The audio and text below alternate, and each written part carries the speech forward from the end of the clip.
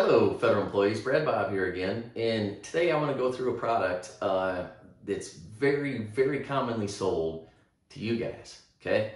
If you have not heard about this yet, it's called an equity index annuity, sometimes called a fixed index annuity, can be called an EIA, FIA.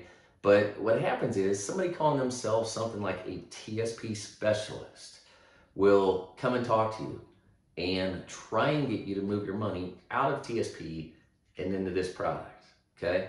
So every federal employee nearing retirement or nearing the age of 59 and a half needs to be aware of how these work, okay? So let me go through it here. I'm gonna use hypothetical example of $500,000, okay? So we're gonna start with $500,000. You have $500,000 in your TSP. And they say, hey, I've got this great thing, okay? You participate in market gains when the market's going up, and when it goes down, you don't lose any money, okay? Sounds great, right? Yes, but there's a lot of details. Now, regarding these, if you, yes, you participate in market gains, but yet you never get all the gains. I shouldn't say never, but one, you don't get any dividends. And if you go back over the past 100 years or so of the market, dividends account for about 40% of market gains. So that's a big deal. But if the market goes up, say 10, 12, 15, 20%, there's a cap, okay? The most common way of crediting for these products is called a point-to-point, okay? So when you start it, you start on that day, and then you go 365 days. Okay, and you figure out how much the market has gone up or down during that 1 year time period. Okay, 1 year point to point. And if the market's gone up 15%, great. Okay, but you typically have a cap of somewhere around 3 to 4%, and we're just going to call it 4%. Okay, that is our cap. Okay, so that's the most you can make in a year is 4%. Now, we could just stop everything right there, and I'd ask you, do you know what the average return is on your G fund over the past 10 years? And I'll bet you it's close to 4%. And let's say it's 3%. Would you take one of these over your TSP? And I would say you'd be crazy to do that. Why? Because your TSP is way more flexible. These products typically have and we'll call it 5 to 10 year surrender period, okay? Most common ones I've seen are 7 to 10 years. So you have a surrender charge for taking money out of these. So it'd be crazy to take all your money and do this. But it's, so surrender charge, you do have access to some money in these. Most of them you can take out somewhere around 10% of a distribution every year, okay? Now, there's a number of other things, okay? So let's say you start here with $500,000. Actually, I'm gonna start that a little bit lower. So we start here at this point, $500,000, okay? I'm gonna go straight across, kind of straight across, and the 1% fee, I forgot the 1% fee, okay? A lot of times on these products, you'll have a 1% fee for something like an income rider, okay? So in a year where the market's down and you should be flat, you could actually lose 1%, okay? So you could actually go like this and go down. Now, there's one other thing associated with these products, okay?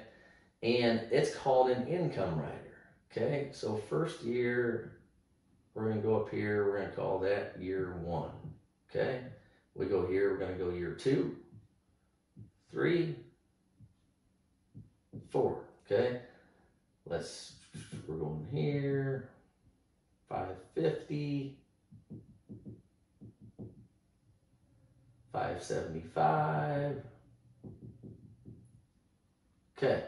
We're going to call this 600,000, okay? Going up by 5% a year. A lot of times these have income riders. Actually, let's call it 7% a year. because that's the highest one that I've seen is 7%. So 535, 570, 605. We're going to call this 640K. Okay? So people have told me, well, I'm guaranteed to get a 7% return on this, Brad. And you know what? If you're guaranteed to get a 7% return, even with surrender charges, that's a fit. That'd be a fit for a fair amount of money. But it's not really the case, okay? So the 7% guarantee typically is a 7% income base guarantee. Getting confusing now, right? Okay, me too. So you've got two things here. You've got your account value, and then you've got your income value. Okay, so the income value is kind of a fictitious value. Okay, so if you get up here after 4 years to 640,000, that is not money that you can just take out. That's not yours. That is an income base. Okay, and the income base is a fictitious number that you can take an income from for the rest of your life. Okay, and the incomes that you can take typically range anywhere from 4 to 6%, depending on what your age is. Okay, so let's call it 5%. Okay, and from 5% here, you could get 32,000 every year for the rest of your life. Okay, now a couple things. Let's say your account value, it's going up by around 3% a year, so it's right here. Okay, and let's say that it's let's call that 580,000. Okay, so if you have fees associated with the product, those fees are typically based off of this fictitious income value. Okay, so instead of paying fees based on what your actual account value is, and this is money that you can take, this is your money, even though you may have a surrender charge. Okay, we got a lot going on here, right? So that income base is typically what they base the fees off of. So that 1% fee is going to be based off of that. Then another thing, okay, let's say you get here 4 years down the road, you want to start taking income, all right? So you start taking that 32,000. Well, that never goes up for inflation, okay? And I'm gonna X that, okay? It never goes up for inflation, okay? You start getting that, and it stays the same. But another thing, so you start taking that money out, and that sounds kind of good. You're guaranteed that money for the rest of your life. But what happens with your spouse or your kids or whoever that's going to pass on to? Well, that 32,000 is taken off of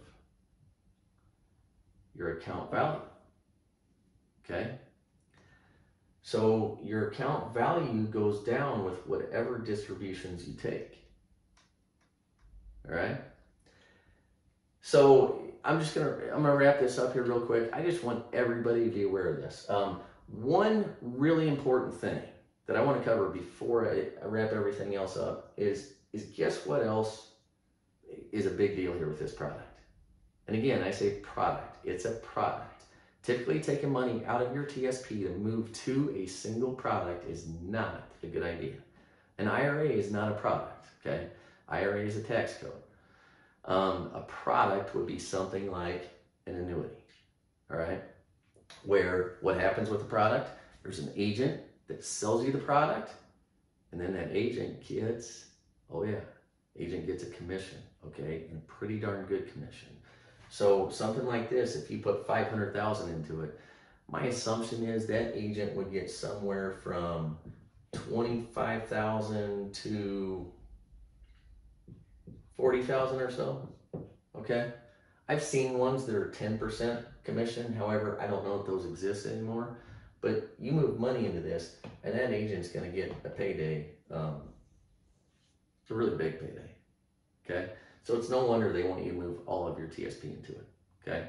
But let's sum it up really quick, okay? These products, again, you participate in market gains, okay? But you don't get all the gains. You don't get dividends, and you have a cap. That cap is typically somewhere around 4%, okay? A lot of them also have a 1% fee, all right?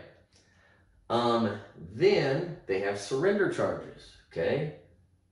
Surrender up here, typically 5 to 10 years, okay? Most common are probably 7 to 10 year surrender charges. Then you also have what is called an income value. The income value is different from your account value, okay? Account value's here, income value's here. This is your money minus surrender charges. This is a I call it fictitious, fake, whatever, hypothetical, whatever you want to call it.